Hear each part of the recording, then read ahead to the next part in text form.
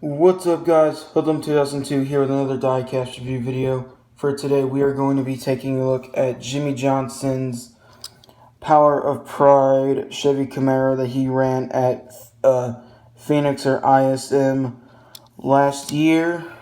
Part of the two throwbacks that Lowe's ran in their last two races, sponsoring Johnson. This is a throwback to his Power of Pride car that he drove in, I believe, 2000 or 2001. I don't exactly know what year, but pretty cool that we got to see this car. Pretty cool to see this paint scheme get raced around the track one more time. So let's go ahead and get down to sponsors. So on the hood here, if I can zoom in. On the hood here, you got Lowe's. On the front, you've got Chevy ZL1. You've got Chevy ZL1. You got the 48 logo right there.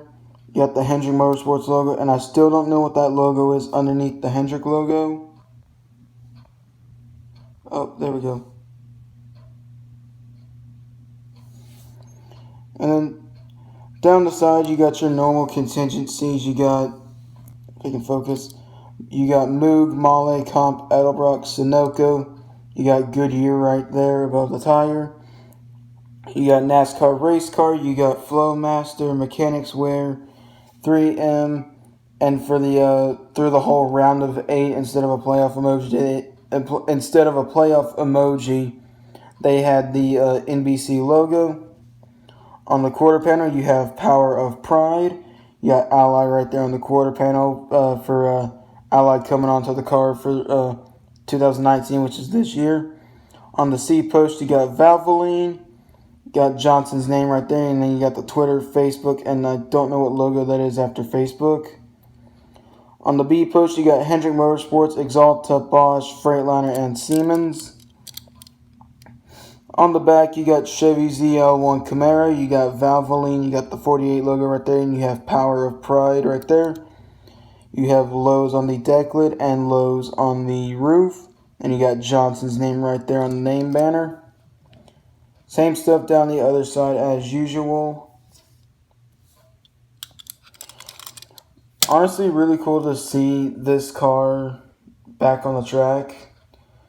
Lionel did make the classics version of this car with they put it on they made the actual car that Johnson ran that had this paint scheme. Really, the only difference is instead of the white numbers, it's got the red numbers. So, and the classics version got released. This came out, I think, earlier this year. I don't know exactly when this came out. I would maybe expect this car to get rare because, I mean, it is a throwback to a paint scheme that started Johnson's career. I feel like this throwback was kind of the ISM and the Homestead throwback.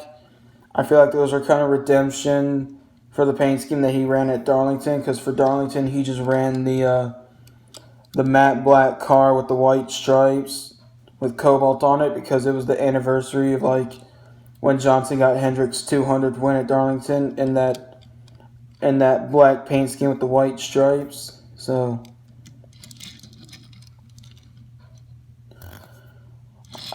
I mean, I don't know how people really felt when that scheme was ran, because that paint scheme, I don't know if I would really count it as a throwback, because that looks like something you could still race today. And I mean, Johnson back in the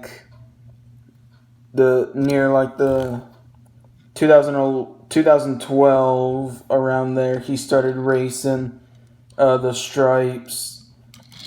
2013 he used the stripes. I don't know about 2014. 15 the scheme changed up. 16 same thing. And then 17 the scheme got changed up again. So really cool car. I'm pretty sure people, I mean, for somehow the primary Lowe's car with like the black and the silver, for some reason that car got really rare, and I'm guessing that's because it was like that's the last primary like Lowe's paint scheme. Like this wasn't the primary Lowe's paint scheme, this is just a throwback. I do want to get the car he ran at Homestead, but unfortunately I haven't gotten it yet, and I actually do want to get the Classics version that Lionel just came out with for this car. So like if you're a Johnson fan, you kind of want to have the newer Power of Pride car right next to like the old one. Same thing with the car he ran at Homestead. The paint scheme he ran at Homestead was a throwback to his rookie car. So I feel like people would also have a 164 of his rookie car and put those two side by side.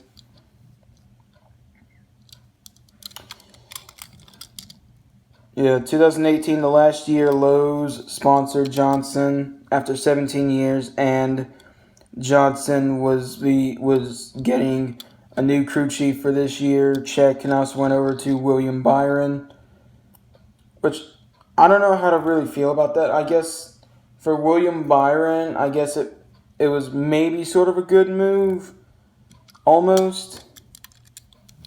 I mean, because Byron almost won Martinsville a few weeks ago. So Byron was really close to getting his first career win. I think that's his first. No, that's not his first second place finish. I think his first second place finish was Daytona earlier this year.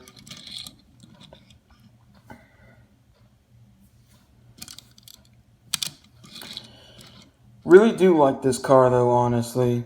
I like the blue. Although it's a throwback, I do feel like this is a paint scheme you could run for like the whole NASCAR salutes thing. I mean, like Ryan Preece kind of did that this year because his primary paint scheme was literally a red, white, and blue car, and it had like a giant star right here behind the front tire. So Ryan Preece kind of did that this year.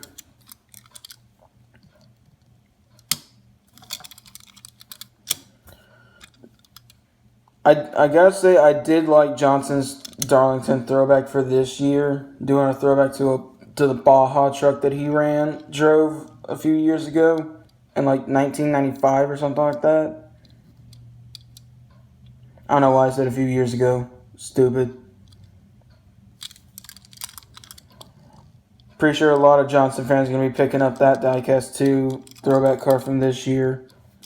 That's really the only other paint scheme Johnson's ran. He's only ran basically 3 paint schemes this year. He's been running, obviously, the Ally car. And then for the Coke 600, he ran that like digital camo car. Which I feel like if they would have put a black outline around the number and the logo on the hood, it would have came out a little bit better. But it was literally just a plain white number on digital camouflage, and it didn't really look good. And then the other scheme, obviously, was his throwback at Darlington, which the throwback cars for Hendrick Motorsports this year were really good. You got Byron doing the Days of Thunder throwback, Bowman doing a Tim Richmond throwback, Johnson doing a throwback to himself, and then Chase Elliott doing a throwback to his dad again. Really cool. I'm happy Bowman ran a throwback this year because I wasn't happy when he didn't run a throwback last year. Lumar was on the car for Darlington for some odd reason. Don't know why they couldn't get another race, but this year Lumar got 2 races. They got Texas in the spring, and they had Martinsville just a few weeks ago. I apologize for not having a video up last week for Texas. I was out of town, so I couldn't really do nothing about that, but I'm back with this beautiful Johnson car. I really do like this car. I don't after the NASCAR season's over, I don't plan on making any reviews until the 500. So this channel is almost going to be like NASCAR. It's going to be 3 months of nothing. I mean, there might be a video here now and then, but don't expect a whole lot. I am getting some diecast during the off season, but I don't want to review them because I want to save them for like the whole race season. But that's pretty much going to do it for this video. Hope you guys enjoyed watching. Stay tuned for next week's video, which will be a Homestead car, but which Homestead car, who knows. But hope you guys enjoy this video, and thanks for watching. Hope you guys enjoy the race today, and we will crown a Cup Series, Xfinity Series, and Truck Series champion next week.